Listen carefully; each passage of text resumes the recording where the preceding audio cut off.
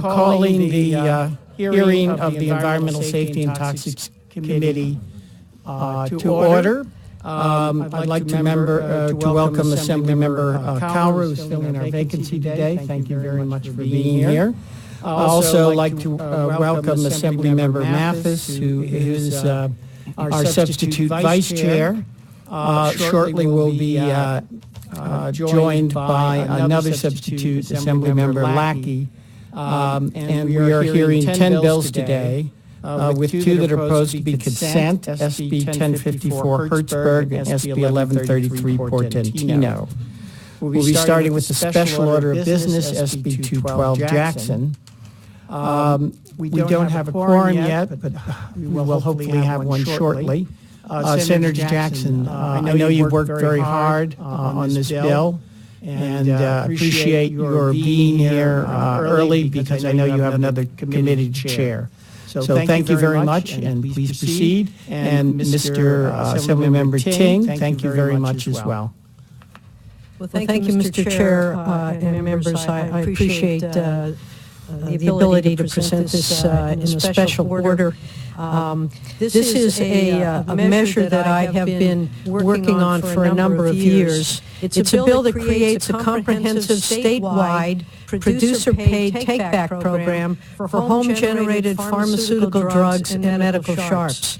This bill would set a statewide program under which California consumers would be able to safely and conveniently dispose of medical waste and unused medical products, giving solution to a problem that virtually all Californians know too well, each and every one of us. When we have had certain health issues or our loved ones have had them, we're all prescribed enormous amounts of medication, or at least some medication. We don't necessarily take it all. And at some point that accumulates in our medicine cabinets, and we look at it and wonder, what is that for? What am I supposed to do with this? We certainly don't want people flushing these products down the toilets. We certainly don't want them putting them in our water supply. And we certainly don't want them out there in the world so that children or adults are confused by the medications that are there and take them. We've seen a huge increase in the number of people admitted to hospitals, particularly seniors, for confusing medications.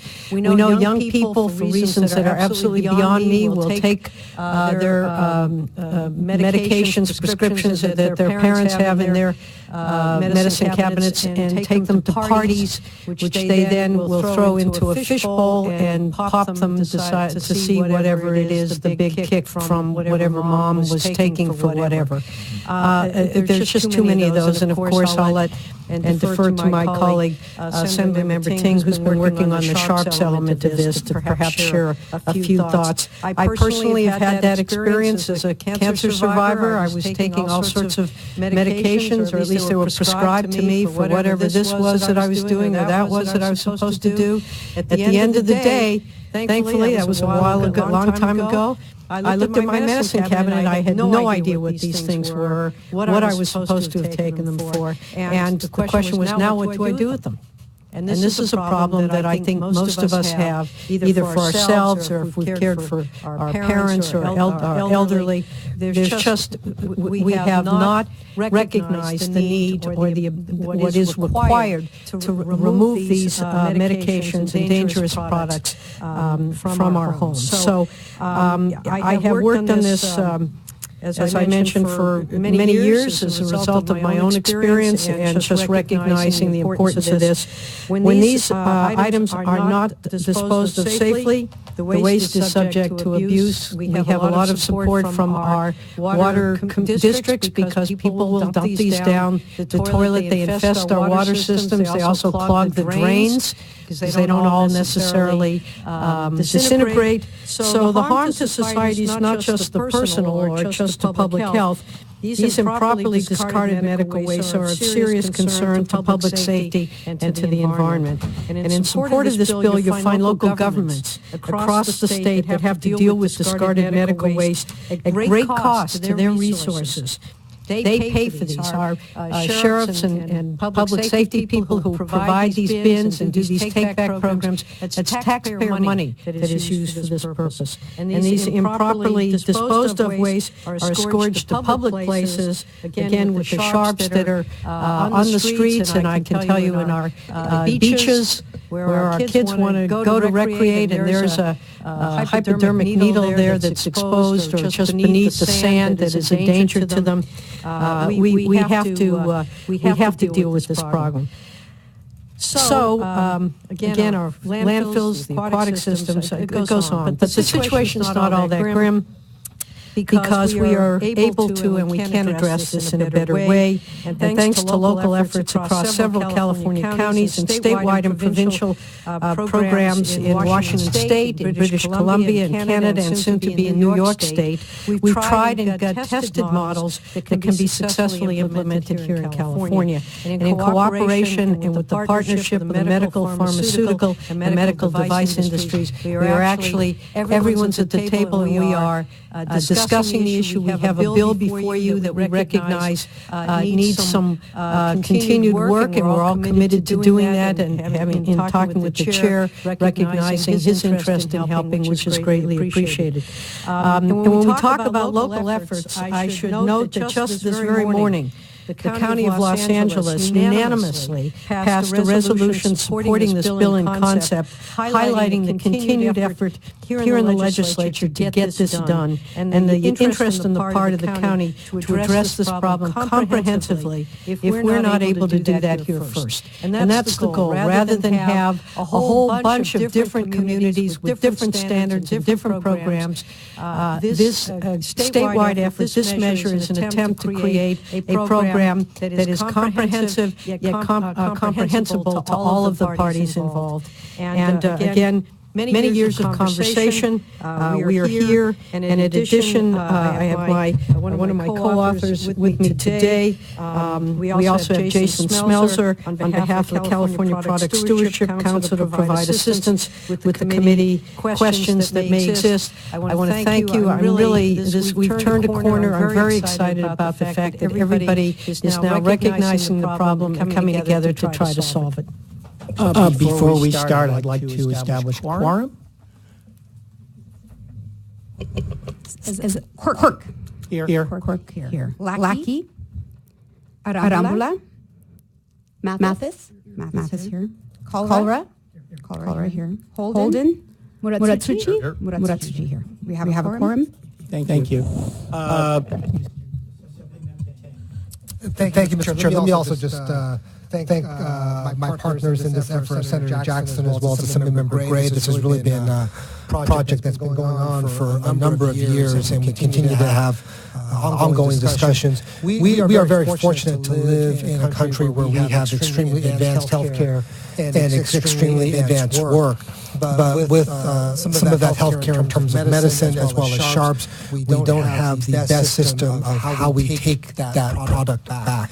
It ends up on our waste stream, ends up on our streets, ends up in many of the wrong places. So I'm very proud today to be presenting a statewide extender producer responsibility here, standing with Senator Jackson, Assemblymember Gray, and really putting this forward. We've had some local jurisdictions really starting and moving the ball forward.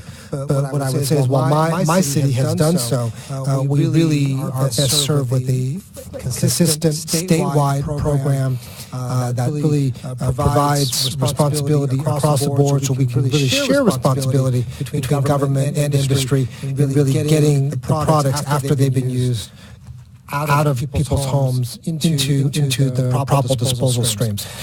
Again, this bill is not the final product, but it's a huge step forward. I think this committee needs to help us move this forward, as Washington has done, as well as what New York is poised to do. I think we can be very proud of SB 212 today, but knowing that we still have more work to do in the future. Assemblymember Gray. Good afternoon. Thank you, Mr. Chairman, members, for an opportunity to address SB 212. Members, complicated piece of legislation often require more work than our typical process affords for, or our deadlines. And I know in our dedication that we all share and trying to improve the plight of Californians, we often rush legislation along, and we fail to give ourselves really the necessary time to flush out all the issues, work with all the parties, and come up with a collaborative approach on big issues that really everybody can benefit from. And in contrast to that, SB 212 has been the right process. It's been both houses. We have worked collaboratively over multi-years, and I always remind people they call them 2-year sessions for a reason. We can take our time. We can do it right.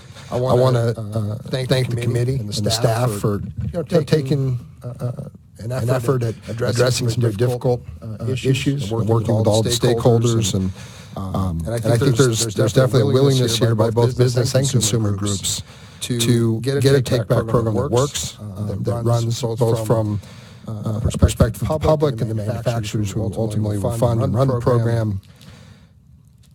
This bill's going in the right direction. I certainly am confident that when it arrives on the floor, as Mr. Ting said, it continues to be a work in progress, and we're still working through those issues. But we're closely arriving at a very, very promising finish, and I think a bill that all parties and all members can be proud to vote for when it hits the floor. So thank you for your consideration and your work, and appreciate the hearing this afternoon.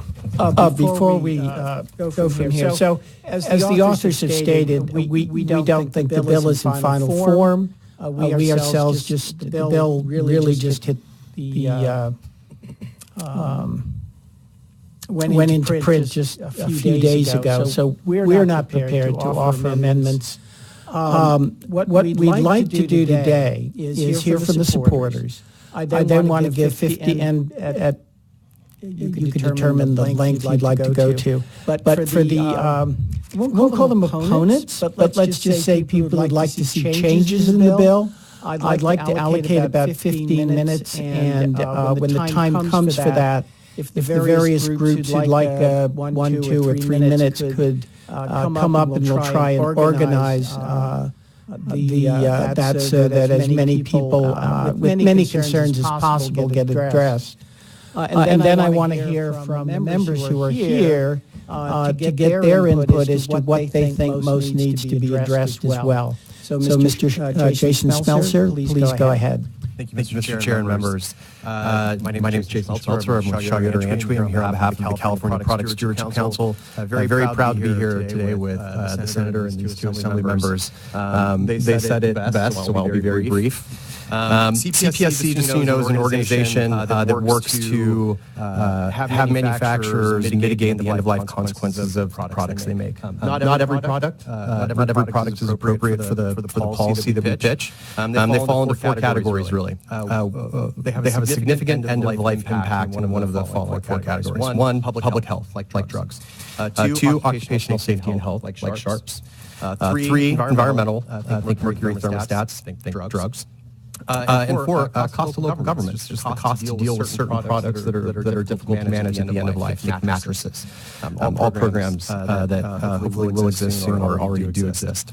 I too also just want to thank the 3 members and the committee staff for their hard work. This has been a very long process, a lot of meetings, a lot of conversations, a lot of dedication on everybody's part, and especially with the 3 members, all very individually important to this process. So I want to thank each one of you personally for your efforts here. Very quickly, the debate. There has been a debate for years. It's over 10 years. I remember one of the first bill introduction reports I reviewed as a lobbyist in 2005. I remember asking myself, what is a sharp and why am I reading about this? I didn't know. So it's been going on at least that long, if not longer. So why is a program needed? On the drug side, it's very simple. Environmental contamination is one issue. There is the presence of pharmaceutical ingredients in the nation's waterways. It comes from a combination of excretion and proper disposal.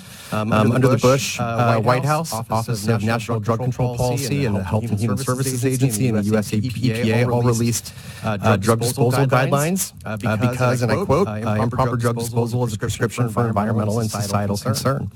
So for drugs, the second issue is public health. Clearly, we have a prescription drug and opioid epidemic in this country. It's plaguing families all over the place. President Obama's national drug control strategy identified 4 major areas of focus to deal with this. One of them was to develop convenient, environmentally responsible prescription drug disposal programs to help decrease the supply of unused drugs in the home. So again, environmental concern and a public health concern that's being addressed by this bill, specifically by a take-back program. So second product obviously is Sharps. This one I think is far easier to understand. In California, we are very aspirational about our recycling, and that's a very good thing. What that requires is for employees on the local level in private industry. Imagine a conveyor belt a little wider than this table with solid waste moving down it. These folks have to stand there and reach into this pile to pull out individual items that they're looking for, understanding that there are sharps that are in there. And they do get stuck, and they get stuck too frequently. So very simply, the sharps aspect of this is an occupational safety and health concern, and it's gone on for far too long. Senator Jackson already walked through the bill, and I know we've got a lot of questions and potentially some comments from the not quite opposition, as the chair pointed out. So with that, I'll just respectfully urge an aye vote and say that we very much look forward to working with you and all of the stakeholders to finish out this process. Thank you for being brief, Mr. Schmelzer. All right. So what I'd like to do is sort of clear out as much of the table as we can and have people come up who'd like to speak for 1, 2, or 3 minutes. Let's have the people first on the drug part, and then secondly on the sharps. So anyone who'd like to speak on drugs, come up now. And if you could could you go and to the we'd like to get as many chairs as possible up here. Figure out. So if the drugs folks could sit at the table.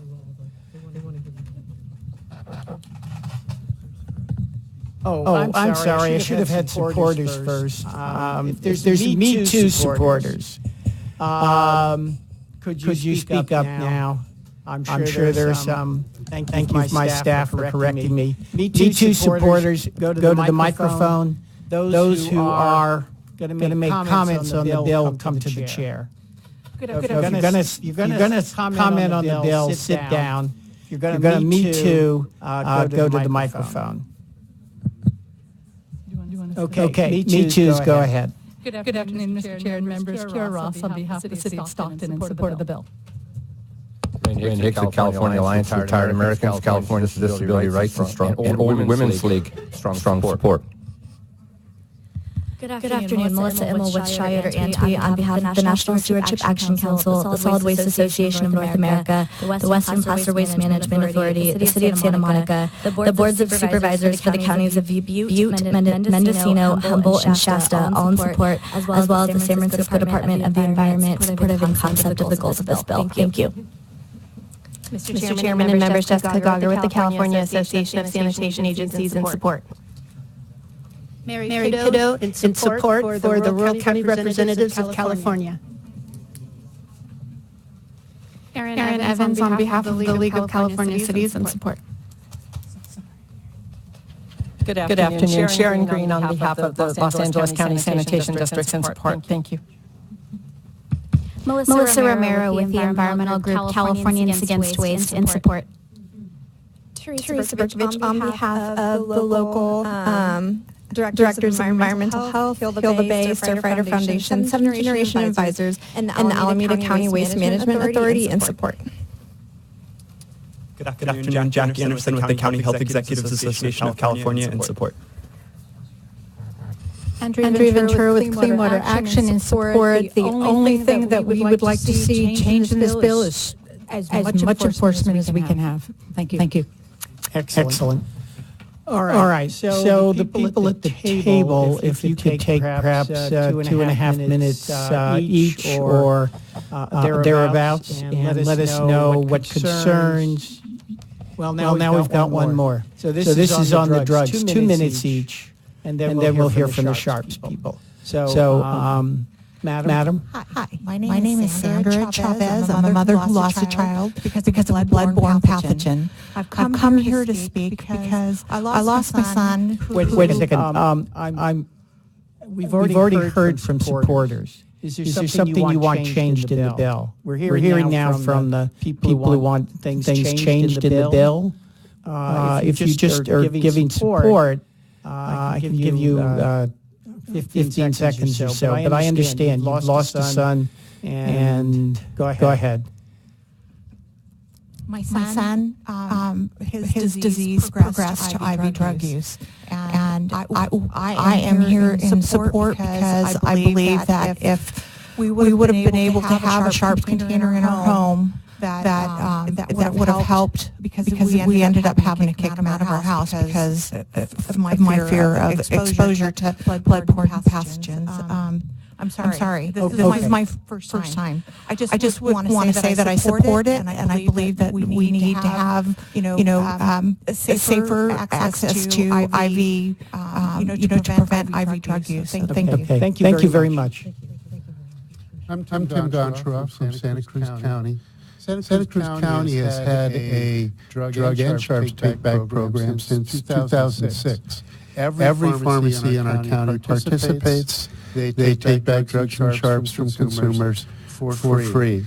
So we wanted to share with you that after 12 years of experience, we know these programs work. They're very popular with the public. They're very popular with the pharmacies. They're very inexpensive. Some of the concerns we occasionally hear about things that might go wrong, we can assure you that after 12 years they have not. We have had no problems. As far as potential changes in the bill, as I mentioned, every pharmacy in our county participates. I understand that the convenience standard in the existing bill is a starting point. These programs work better the more pharmacies you have, and ideally if everybody is in. Secondly, because there are existing very successful programs, we urge you not to include any preemption in the bill. We think that's very important. Thank you. Thank you. Mr. Felipe Fuentes. Thank you, Chairman Quirk. Members of the committee, Felipe Fuentes here on behalf of the Pharmaceutical Research and Manufacturers of America. A lot of this work has been informed by a recent state audit that indicated that almost 90% of Californians have an opportunity to avail themselves of collection sites. But another thing that the audit informed us is that there isn't a centralized, unified program to make sure that these collection sites actually work to the absolute benefit of consumers. And for those reasons, PhRMA has actively engaged in the conversation with your staff, obviously Senator Jackson, Assembly Members Ting and Gray. And for that, we're very appreciative of the opportunity to be able to voice our concerns. To the point that was made earlier about how this bill is not finalized. As recent as this morning, as a matter of example, we've had some additional amendments that we want to share with your committee and the staff as how it relates to confidentiality. But as I'm reminded by my experience here in the building, that's what the summer's for. And so we'll keep working earnestly with you, and hopefully we'll get to a position that moves a bill here that meets your expectations. But for the moment, PhRMA finds itself neutral, but very appreciative of the efforts by everybody that's been involved in the stakeholder process. All right. Ms. Schneider. Jennifer Snyder on behalf of the California Retailers Association and the National Association of Chain Drug Stores. We are both in the category of drugs and sharps, so I thought I'd come up now and at least express some of our concerns. We are it's appropriate. Thank you very much. So our pharmacies very much want to be part of a solution, and we are very interested in being part of the solution here in this bill, and we are very appreciative of the author, sponsors, and the committee in moving this forward, and want to be active participants in a program here in the state. Let me first preface that. Unfortunately, at this point in time, we're opposed unless amended on the bill. We have a number of different things that we feel in the bill need to be clarified with a little bit more clear direction on how the bill will be implemented and enforced. Just a few quick examples of what those could be. There are certain thresholds and criteria for how there would be collection sites and take-back programs and requirements for how pharmacies participate. We want to make sure that that's clear and it's clearly enforced. And is it a county threshold? And if you're in Alpine County, that's very much different than it is LA County. And so there's a lot of concerns and questions that have been raised by the retail pharmacies here in California, and they want to make sure that they have those addressed in the bill. And lastly, with respect to Sharps, Sharps are a very different disposal system than drugs. Pharmacies have not been at the forefront of disposal of Sharps. There are many pharmacies that actually actively voluntarily participate in drug take-back. But they are not as they have not historically been as involved in Sharps take-back, at least for collection sites. So we really want to make sure that there's some specific discussion about Sharps. Very good. Thank you. Michelle Rivas with the California Pharmacists Association. I want to echo the comments made by my colleague Snyder. CPHA, we appreciate the opportunity to be here today and to comment. And again, we have the same concerns, and it's really just clarification. We absolutely support the overall goals of this legislation, and we're confident that the end result is going to be something that we can all live with. But again, just some additional clarification. And one of the issues for us is the bill does state that pharmacies shall make a reasonable effort to become a collector, and there's no definition of what reasonable is. And there is, as you know, an enforcement mechanism in this legislation, and I don't know how you enforce something that isn't clearly defined. So again, we would like to see clear definition of what that would look like. We're also hopeful that in order to be a participant in this program, some other ideas or ways to collect the medications will be considered other than just receptacles. There are other mechanisms out there. There are devices currently on the market to deactivate the drugs. It's a simple little envelope. You pour the drugs in, you mix it around, and 30 seconds later, it's something that can be easily thrown away. So we'd like to see some of those taken into consideration as ways for pharmacies to be able to comply. And again, thank you everybody for the work, and we look forward to working together over the summer. Thank you. That's very helpful. Go ahead. Mr. Chair and members, Maureen Higgins on behalf of Biocom, and it's over 1,000 life science company members. Our members are biomedical companies and Sharps companies both. So we are also in an opposed unless amended position, and we would love to be part of the discussion going forward. We would like to see the bill move forward and that discussion move forward today. But we have some concerns that we would like to have addressed in the process too. Among those are placing guardrails around the funding, since it's manufactured funding bill. And we don't want it to be so open-ended. We'd like to have some discussion on that. How you deal with product in a clinical setting and the interplay between the statewide ordinance and the local ordinances. So with that, we look forward to the discussions, and we thank the committee for its work. Thank you. That's very helpful. Mr. Chairman, members of the committee, Fred Main on behalf of the Association for Accessible Medicine, which are the generic pharmaceutical manufacturers in the country. The Association has an opposed unless amended provision or position. We've provided extensive. That's okay. We just want to hear the amendment part. So the two provisions that we'd like the committee to look at are the coverage of who's in the program. Right now, it's manufacturers as defined will wind up paying the fee ultimately to be established. We think the stream of commerce should be more expansive than that. And second on the allocation. Right now, there's no guide rails, as was pointed out, on how the fee would be allocated. We think the bill should be more specific on that. We think this allocation should be based on revenue rather than volume, and hope to work with the committee on that over the summer. Great. Thank you. Go ahead. Mr. Chairman, members, I don't want to leave you hanging in case you ask for Sharps people. Yeah, Sharps is a good. Okay, we can start on Sharps. We've heard about them anyway. Okay. We respectfully have an opposed unless amended position to address the Sharps program provisions, generally speaking, to accommodate the logistical and regulatory differences that exist. We're looking forward to working with the authors and all the different stakeholder groups over the summer to get that done by August. We want to thank the Senator and her co-authors Assembly members. So what are your particular concerns now? I think that's something we'd all like to hear. Okay, I think the big piece would be smaller and different. So convenience standards are pretty important. DEA regulations, to the extent that the program's commingled with drugs and sharps, that's a problem for us. And I think getting some sort of credit for some of the existing take-back efforts that some of the manufacturers are doing today would be very, very helpful. Good. Getting us off. Yep. And that's I think that's it. But we want to thank the chair and your staff for all your time and attention to our issues, and look forward to working with everybody over the summer. All right. Chairman, members, Oliver Rockroy, California Life Sciences Association. Very similar situation to our friends at Biocom and AdvaMed. We're in an opposed unless amended position. We're looking forward to spending some time with the authors and their staff to address some of the concerns. Most of ours revolve around three things. Preemption, making sure that there's a pathway for local ordinances in existence now to either fold into a statewide program. The whole purpose of a statewide program is to make sure that there's uniformity. We should have some conversations around that. Two, some of the administrative burdens. Making sure that this program fits the needs and the intended goals. We've had conversations, no point doing a program if it doesn't do anything. So make sure it does something. And then lastly, on the cost portion, making sure that there are guardrails around some of the administrative costs borne by state departments that are then reimbursed by the manufacturers. Great. Thank you.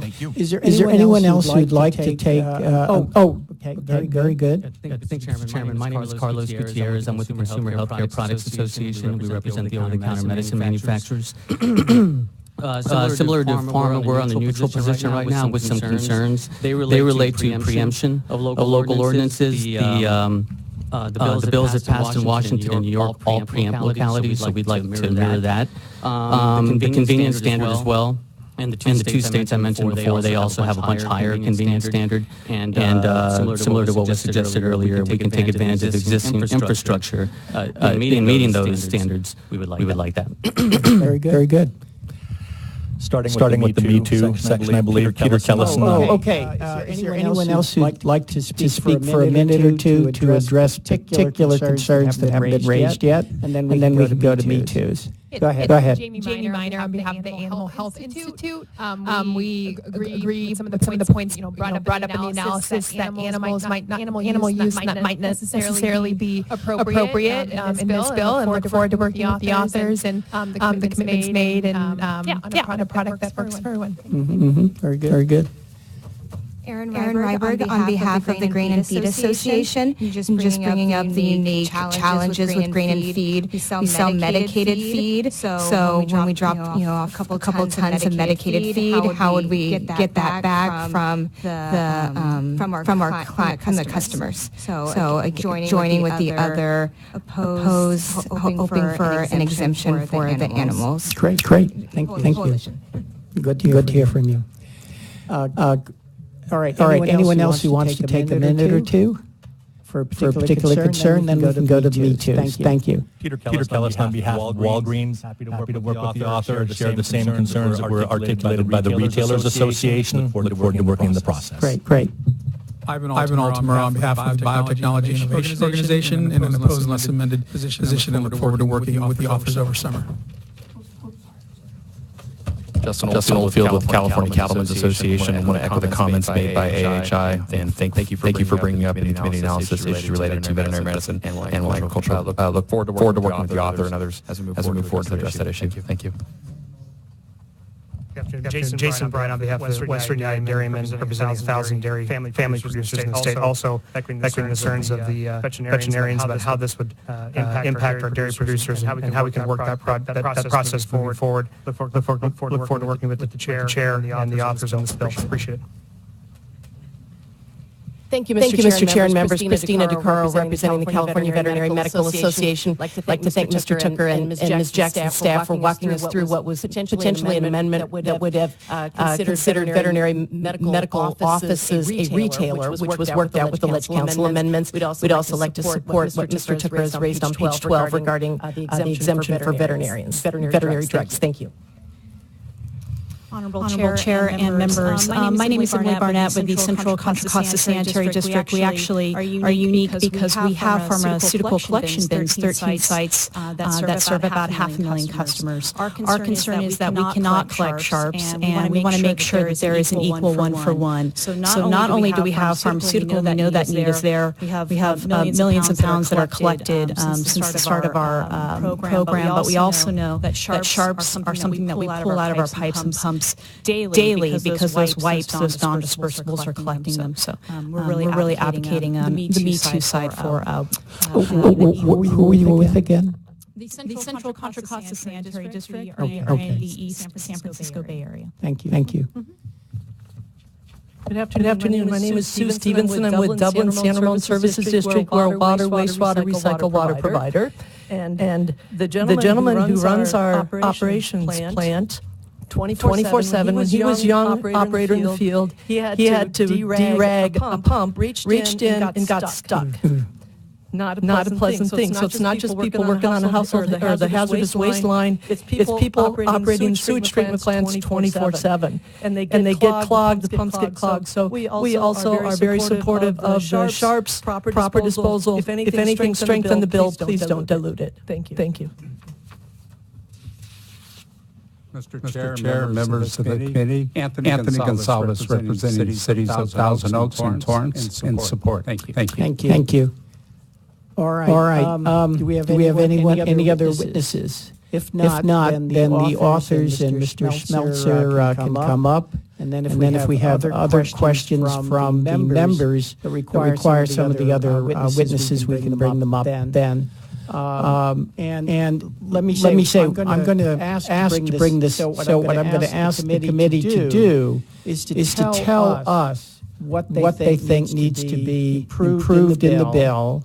I'm going to ask to bring it back in August, and then have a final look, and you can vote up or down now, but I really would appreciate if we can move this forward now. So whatever your concerns are, now's the time to bring them up. So Mr. Kalra, you look like you had your hand up first. Thank you, Mr. Chair. And I am happy to move the bill. Thank you. For the purposes as you stated. And we need a second. This is a major undertaking. There's no doubt about it. And with like any other major undertaking, there's going to be a lot of folks expressing concerns, criticisms, constructive and otherwise, as well as suggestions. And so I was actually, it was good to hear from both sides. Good to hear a lot of feedback. It's great to see that folks are engaged. That for the most part, everyone is at the table, willing to continue the conversations, willing to work with the committee staff, who I know has done a lot of good work on this. And so rather than, and I do want to thank you, Senator, for taking on this major endeavor, and to my Assembly colleagues as well. I think it is going to take a number of folks to really do this right and to make sure everyone's concerns are properly vetted, heard, and to the greatest extent mitigated. But there's no doubt that this is a statewide program is absolutely needed. I think that having different rules, different cities setting up programs, a program like this is why we're here in setting up a statewide. And so rather than suggesting what I think might be a good amendment, what have you, it sounds like there's already plenty of suggestions. And what I would be most interested in is as this comes back. I mean, if I'm going to be sitting here, I'm subbing in today, but if this when this comes back, I'm most interested in hearing both committee staff their analysis of how the issues are mitigated to the best extent possible, and again to hear from both proponents and opponents as to a lot of the concerns seem like there are issues that can be resolved, and you're working on resolving them now. And so I feel very encouraged based upon the feedback, positive and negative, that these are issues that will be resolved, and so I look forward to hearing about the improvements and the work that's done on the bill in August, and whether I'm on this committee or comes to the floor. But I'm confident with the three of you working together, along with our chair and our committee, that we're going to move this forward, and I think it's going to be really good for Californians. I can assure you, Mr. Kalra, you've been here through this 45 minutes. You know more now than most members do, and we're going to ask for you back. All right. Mr. Marisucci. Thank you. And then Mr. Mathis. I am happy to support this to move forward to continue this work in progress. I wanted to note that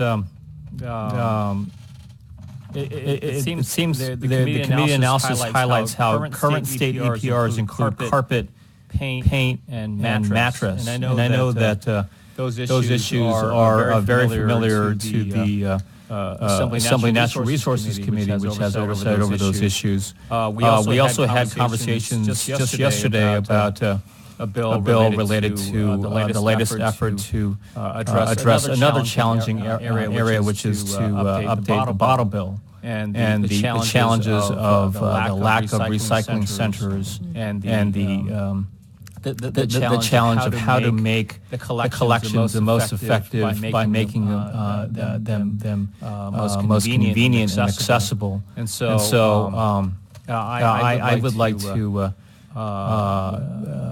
be part of this process and try to bring in the expertise of the Natural Resources Committee and their experience with these programs to try to make this the best program we can have for our state. I will certainly be glad if you can loan us some of your staff to help with this. And we're also going to be asking Senate EQ and perhaps the health committees to give us their input as well, because the Senate hasn't seen this bill at all. So I think it's very important that their committees work with us on this under leadership of my chief consultant, Mr. Tooker. So we will definitely avail ourselves of any expertise you have. Thank you. Mr. Mathis. Thank you, Mr. Chair.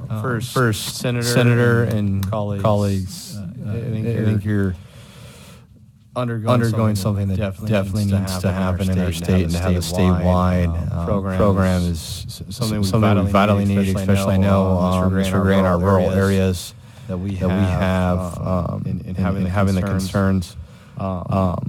I've got to tell you, I sit on a national legislative board for ag and rural communities, and the opioid epidemic is something we talk about there. And I know they're looking at what's going on with this legislation too. So I do have some current concerns that were mentioned earlier with the ag industry guys. With the veterinary concern, because I don't think the aim of this bill was to go after veterinary side. I think we're looking more for the household and the kids at parties and doing those things and making sure we can get those off the streets. So I'm really encouraged to see in the conversation that, and especially, Senator, I know you'd like to get everybody together in a room and kind of hash things out and get it done, and I appreciate you tremendously for that. So I look forward to seeing what we're able to come up with over the summer. I know, speaking with a lot of the other rural guys, we're all kind of encouraged to see something happen, but got to make sure that it's the right thing. So I'll leave it with that. Thank you. Mr. Lackey. Yeah. Certainly, this is a complex issue, and I thank you for taking it on. I do have just a couple really quick questions. Do we have any idea how much these stewardship programs are going to cost? Well, we do know that there's been an active program up in British Columbia for about 20 years that ironically was set up by the industry itself. And the cost runs at about 1/10 of 1 cent for each prescription. So it's minimal cost. Okay. So I take it you're trying to follow their programming? Well, there's certainly a guidepost. We're going to have, obviously we'll do our own program, but because there's some questions, they incinerate their products, and there might be differences in the costs associated with that, but it's a minimal cost, and we certainly want to keep it that way. Okay. And does the bill have any provisions that are going to help the sharp disposal by people with drug addictions and the homeless? We hear the stories in San Francisco about the needles being on the sidewalk and so forth. And does this bill help address that very specific problem? That's actually one of the reasons I got involved in this issue on the sharp side. One thing, as I believe Mr. Caldwell talked about, is just making everything more convenient, and that's really why we're trying to establish sort of zones and areas where people can know where to dispose of that. So the hope is that once people know where they can go, they will do it. Now again, you have folks who have at times very serious issues. So that's not going to be 100% participation, but the hope is that the more convenient we can make for everybody, that folks will act responsibly. Okay. Well, I am hopeful that we can reach a policy that addresses more of the stakeholder concerns. We've heard a number of them already, and I'm not quite there, but I'm hoping that we'll be able to get those things worked through the summer, so when it gets to the floor, that I can support it. Thank you.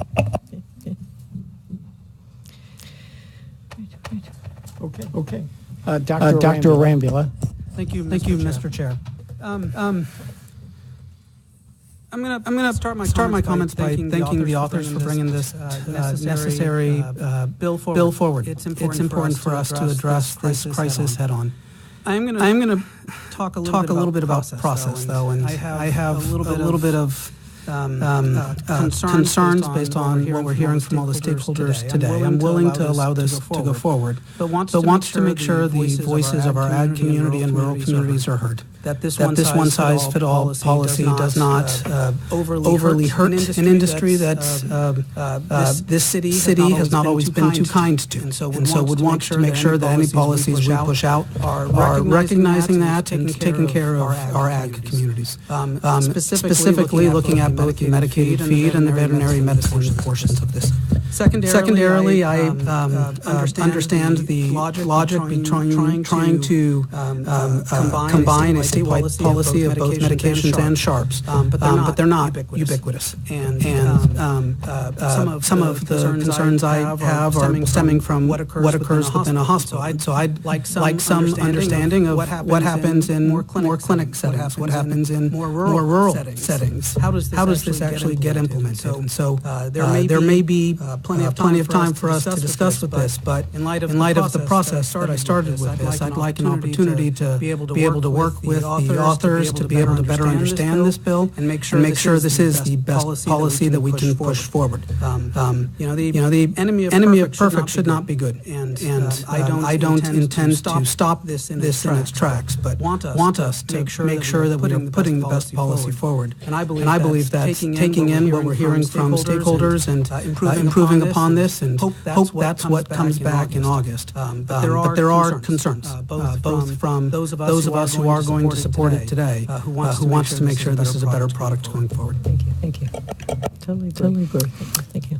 All right. Perhaps you would like the authors then could briefly. I know you have to get off to chair your Judiciary Committee, and you have 62 bills? 63. So I know you'd like to get off, so perhaps you could, the three of you could close quickly, and we'll get on to the next matter. Thank you. And this is an important measure. We've been trying to get something going for quite some time. I won't refer to it as sort of a form of reluctance on everybody's part. Everybody's at the table now. That has been the biggest challenge we've had, is to get everybody to sit down and talk about this. They're there. This didn't happen overnight. It happened frankly, sort of recently. And as a result, there are lots of very good points, and I think an open and honest and frank discussion is what we finally are getting, and I think we're all committed to responding and trying to address the concerns that have been raised, and by allowing us to continue in this process, I think we are, by opening that door, we're about 80% of the way there. It was just getting that door open that's been really the challenge, and I'm confident that with all the stakeholders there, we are going to be able to come to a good resolution, and with that, I would simply ask for your aye vote. Okay. So we remember Ting and Gray. Okay. So let me. I think I heard from several members that there should be a statewide program. Now, I think it should only be a statewide program if it's better than all the local programs. I think if we can do that, then we can bring people along to make it a statewide program, but it really has to be better. I can tell you right now, the Alameda County program, the first one in the state, I followed it when it was legislation. I followed it in the court case, but then I never heard an announcement that they had a program. Nobody in Hayward knows. The collection sites are in obscure places. There's 41 in the county, but they're typically at very small sort of mom and pop pharmacies. That occasionally Kaiser has taken it back, which is a major thing because half the people probably do use Kaiser. But for anyone who isn't using Kaiser, they don't know about the program. In my opinion, we should have every pharmacy be part of drug take-back. Sharps are clearly different. I don't think the Sharps part of this program is mature yet. It is hard to get bills off the assembly floor. And if the Sharps part is not better, it risks bringing down the whole bill. So you may want to think about making the Sharps part separate and negotiating it separate. But I think the drugs part, if we can make it effective, and again, I heard that from a number of people here and in the witnesses, we have to make it effective. I really think that means every pharmacy has a box of some kind, a lockbox that takes the drugs, that the pharmacist said, hey, if you don't finish all of this, bring it back. I think that's the only way we're going to have a really effective program. I'm willing to listen to other ways, but again, if we're going to have a program, to my mind, it should be statewide and better than any of the local programs. On the veterinary side, a bill can be killed by the people from our rural areas. I know this for a fact. Exactly. He's one of the culprits, Mr. Gray. So I would be very careful about the veterinary program, particularly medicated feed. By and large, people are going to use that feed, so I don't think they can just store it on site, and as long as it's not getting in the waters, it should be fine. And anyway, try and make it as easy as possible. Let's see. Anything else?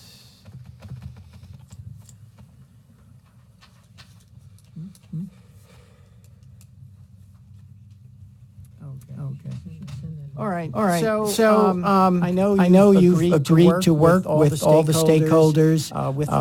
Josh will be working with you as the chief consultant, but we'll be bringing in consultants from natural resources as well as Senate EQ and probably health and others who want to get involved. So we really want a successful program. We really want this done, and I hope that in August we have a bill that will go through the Assembly and then the Senate be signed by the governor. Thank you very much. Thank you very much, Mr. Chair. We're going to have a vote. Oh, yes. Nothing like a vote. Go ahead, Madam Secretary, call the roll. This is SB 212 Jackson. The motion is due pass and re-refer to the Committee on Appropriations. Quirk? Aye. Quirk? Aye. Mathis? Not voting. Mathis is not voting. Kalra? Aye. Arambula? Lackey? Lackey's a no. Holden? Muratsuchi? Muratsuchi, aye. So three. I think we'll get another two before the day's out. Thank you, Senator, and Assembly members.